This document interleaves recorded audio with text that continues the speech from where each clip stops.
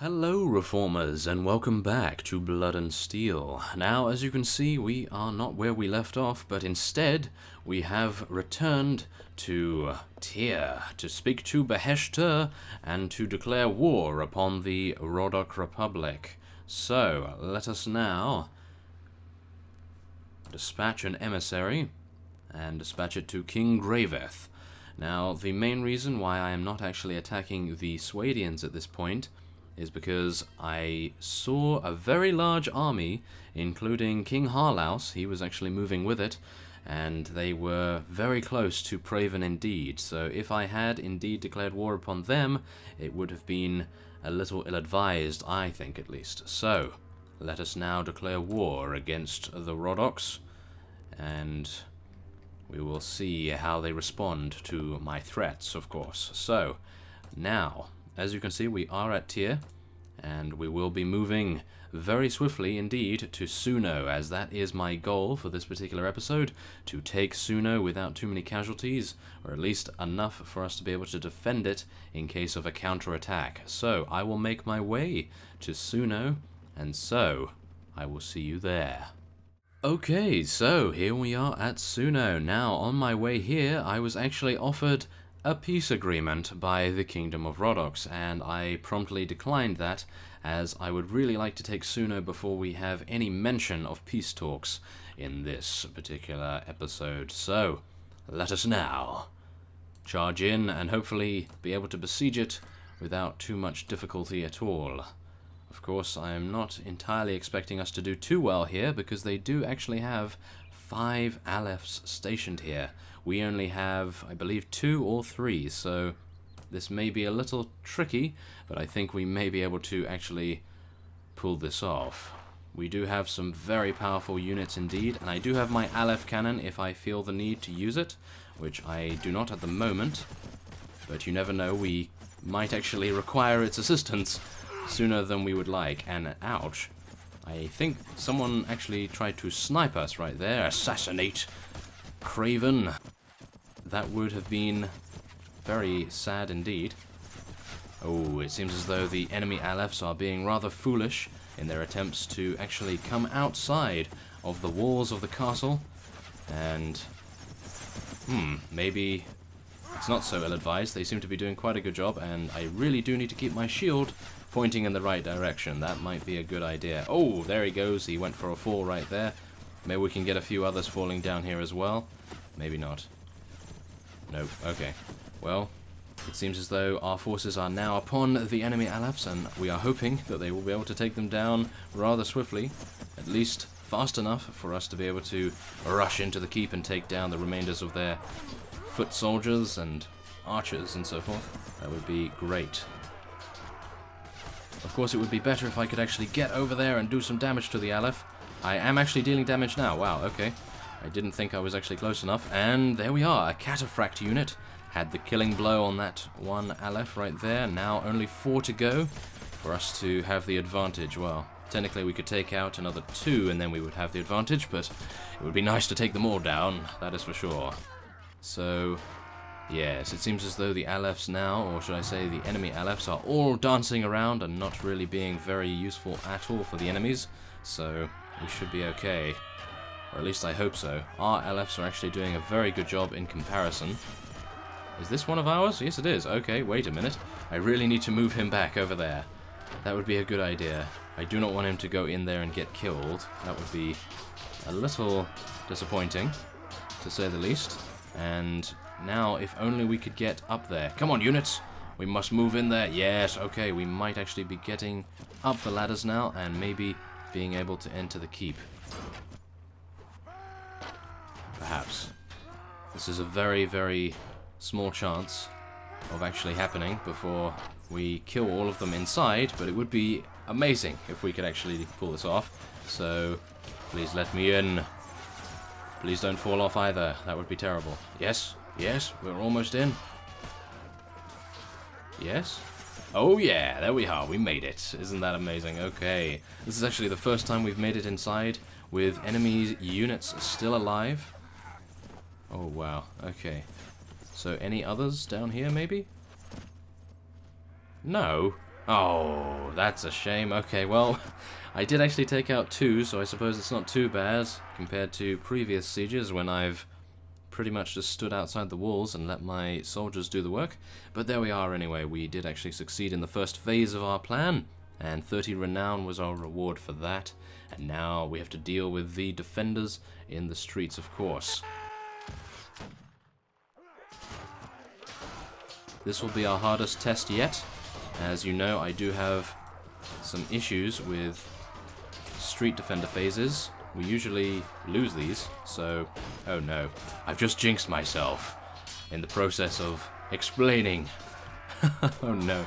Okay, well, we can only hope that... Okay, what is going on here? This seems a little bit too easy. Oh. And I've now double jinxed myself yet again. Great. Well, this is incredibly difficult. Yes, we must say that to ourselves in a mantra. And hopefully not jinx ourselves for a third time.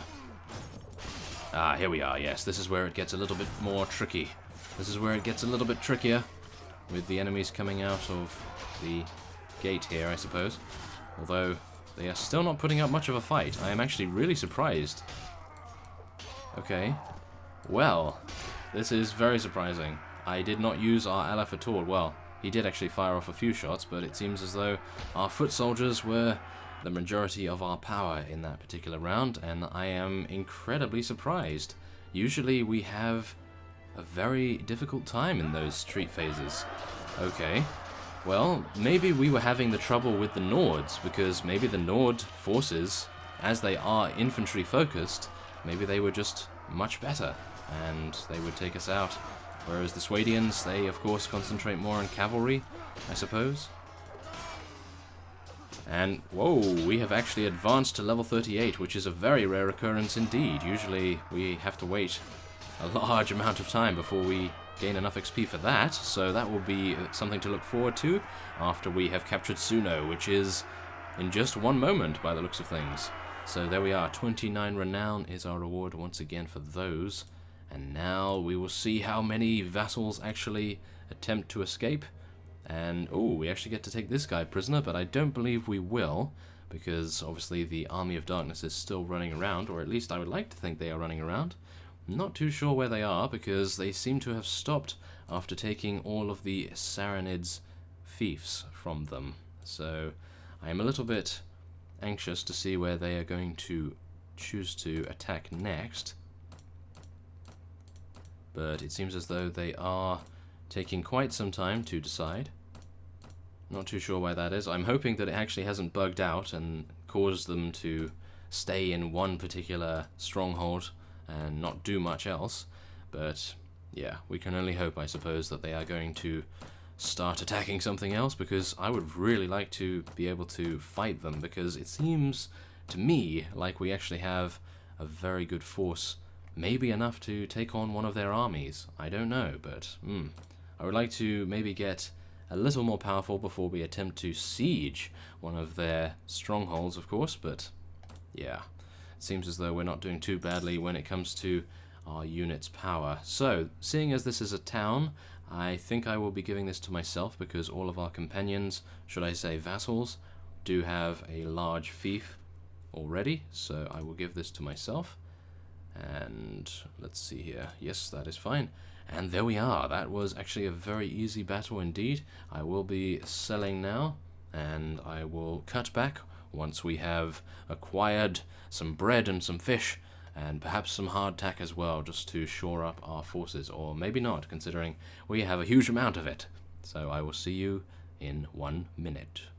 Okay, so here we are on the party screen, and we will be leveling up 15 mercenary cavalrymen into Templar Paragons. They are going to be very useful in our upcoming field battles, no doubt, because I can only imagine that many of the Rodok's vassals are going to be on their way here to potentially launch their counter-offensive against us. So, before they arrive, I am hoping that we will be able to level up Craven, and now it is just deciding what he is going to be speccing into. I suppose, considering we have 28 in intelligence, usually what I like to do is have multiples of 3, of course, and leave it at that when I am done with that stat. So I suppose we will be going for another point in intelligence and taking it to 30 next level.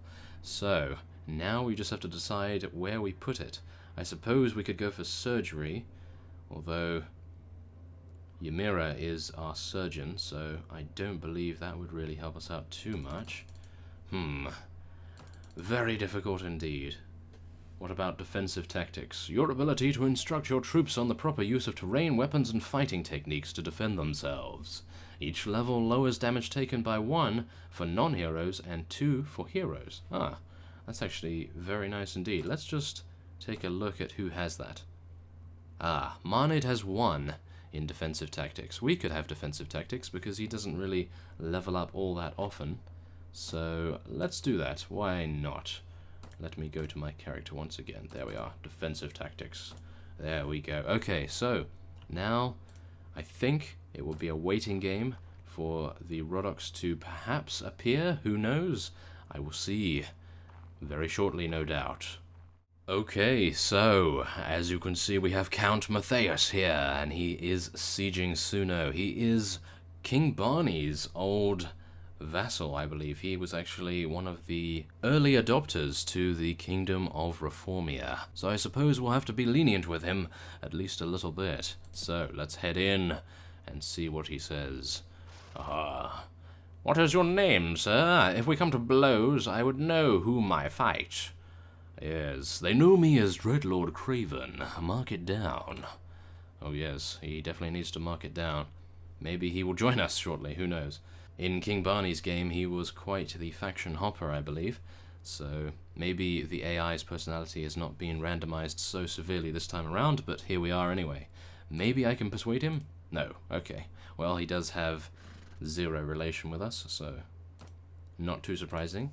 And there we are. Okay, so we have 573 against his overwhelming number of 845.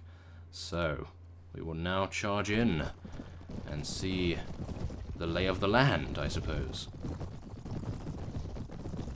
Okay, so he has 275 on the battlefield, and there is a river here, so I think what we will be doing is getting everyone to hold on the other side here and seeing... Yes, it seems as though the enemy forces are actually making a move towards us. So what I'm going to do is move our Alephs all the way over there so that they can get the most range possible, just in case they get charged by any cavalry from the enemy's forces. And oh my, okay, it seems as though they are already attempting to mount an offensive effort against us. That is a little ill-advised, considering cavalry do not move very well in water.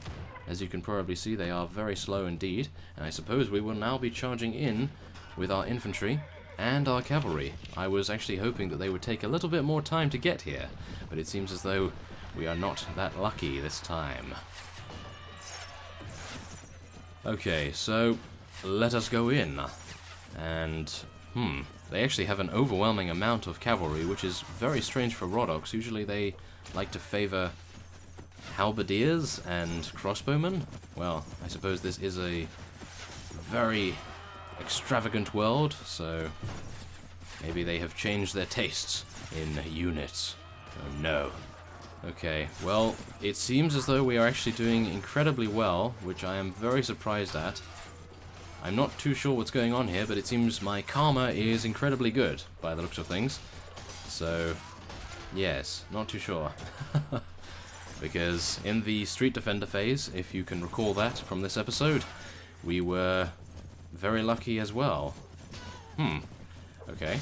Well, maybe we'll run out of good luck soon, but I'm hoping that at least it will last for this particular engagement and give us the good luck that we need to defend against the might of Count Matthias's forces.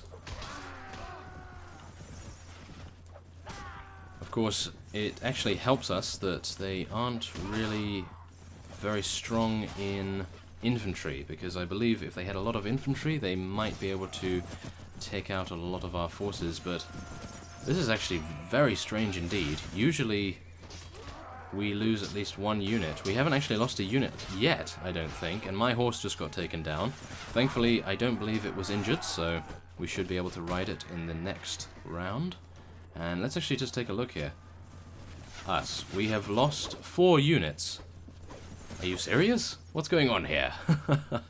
Okay, well, maybe I need to increase the difficulty a little bit, because as far as I can tell, we are not really losing that many forces at all, and I am able to recoup those losses quite easily in taverns, so maybe that would be an idea. I was looking to actually take over at least one other kingdom before I increase the difficulty, so that we could have a good foothold in the region, and then once we move on from there, then we would increase the challenge that the other enemies have to offer.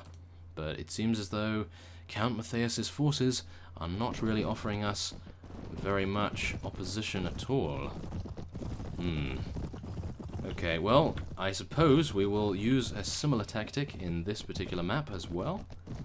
And I think we'll get our archers in a better position this time too. Okay, so let's get our infantry on the banks overlooking the enemy's forces, and we'll get our cavalry over to the side there. Now, he is rushing at us with 217. He only has a very small amount of cavalry this time though, by the looks of things. And hopefully our units, should I say our infantry, will be able to block as many of them as they can. And it seems as though they're doing a really amazing job so far. Wow, okay. Yes. Okay, well, here comes their infantry, I suppose. That was their cavalry done for. And I do need to move my Alefs back as well. I was a little bit neglectful of them. Okay.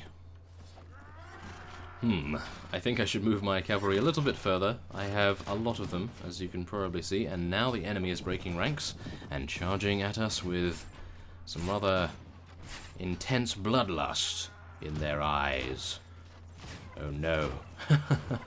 Well, these Alefs are actually in an amazing position at the moment, as you can see, and they are raining down everything upon the enemy's forces. There's actually literally nothing I could do to prevent them from being so effective, because yeah. As you can see, we just have the advantage on the map. That is the main reason why we are actually winning this. If they were on this particular side, no doubt they would have an amazing advantage. Come on, take them down. We want some XP. And it seems as though they do incredible damage to horses. Look at that, 150 damage to my horse right there from one small attack from a pikeman, I believe, or a spearman. Well, I shouldn't really be surprised. They are designed to counter cavalry forces. And that's why I was actually very surprised in the previous round that we lost so little units. So there we are. Actually, no losses at all in this particular one. Wow. Okay. So, yeah. Okay, 185 units remaining for the enemy. 186, I suppose, if you count the Lord himself. I don't know whether he was in the initial rounds. Okay, well, I'll tell everyone to hold position over there, and then I will swing back around and see what I can do with the Alefs. Let's get them on that hill over there. Maybe they can get a good vantage point from that little hill. Okay. So, this is a battlefield that I feel is a little bit more balanced, but unfortunately the enemy was not able to roll the dice, as it were, and get lucky. So he is going to face an overwhelming amount of our forces. Especially the quality of our forces as well is actually very menacing indeed. That is why I think after this fight we will be increasing the difficulty. And in the next episode, you will see how that holds up versus the might of the Rhodoks if they do not offer me a peace agreement, that is. Because, as I said at the beginning of this, I wanted to take Suno at least, and then if they decided to make peace, I would accept that, no problem at all. Okay, so just when I was talking about having extremely good luck, the game actually crashed. So, here we are back. I had to restart the recording and actually participate in the previous 2 rounds once again. I did that off screen, of course, so as to save you the time. So, Now, we are actually in a very good spot indeed. As you can see, we have our Alephs, 2 of them, on the hilltop there. We have our archers just in front of them, and we have our immense amount of infantry for some reason. I'm not entirely sure why we have so many infantry in this particular round, but I think that could be due to the fact that my luck took a turn for the worse in the first round, and I lost quite a few infantry in that one. Mainly because of the map composition. The map was actually in favor of the enemy for once. So, yes, we actually lost, I think it was 23 units. They had the advantage in height, so their Aleph could rain down death upon us. And, yes, we actually suffered quite a bit of casualties there. But the game is now being rather nice to us by giving us this particular map right here. As you can see, we are completely decimating the enemy's forces, and just for the hell of it, we are going to be running in here and hopefully doing as much damage as we potentially can to all of their forces. Maybe we can hopefully work towards getting Craven his next level. That would be very nice indeed. That would get him, I believe, 30 intelligence, and then we can advance all of our level 9 skills to level 10 as well. That would be amazing. We would hopefully be able to get combat training, leadership, and many other things all the way to 10. That would be great. And then we could actually concentrate on getting some strength, which would actually be very nice. Although we are actually hitting incredibly hard as it is, so I don't know whether we really need to, but maybe it would be an idea. Not too sure about that just yet. It might be quite nice to get our athletics a little bit higher, just in case we do actually get off our horse, and by athletics I mean reflexes, of course, because I don't think reflexes scale with intelligence, or do they? They may do so. We will check after this, that is for sure. So there we are. No renown for that, of course, because we actually outnumbered them rather severely, and he does manage to escape, which is actually very unfortunate. And here I was hoping that we would actually have some good luck right there. Unfortunately, that was not the case, but there we are. We get to take quite a few units of theirs prisoner, not as many as I would like, of course, but our prisoner management isn't exactly the highest stat it could be. So, oh my! That is actually a very nice horse. This is actually better than what I am using right here, this Holy Charger. Even though the Holy Charger looks the part, this is actually so much better. Wow. Well, it's not so much better, it actually just has more HP and more armor. But it would be a nice standby horse anyway. I probably should use it, but the Holy Charger goes very well with my outfit, and I know that's probably a bit too vain, but it does look rather cool, you must admit, yes.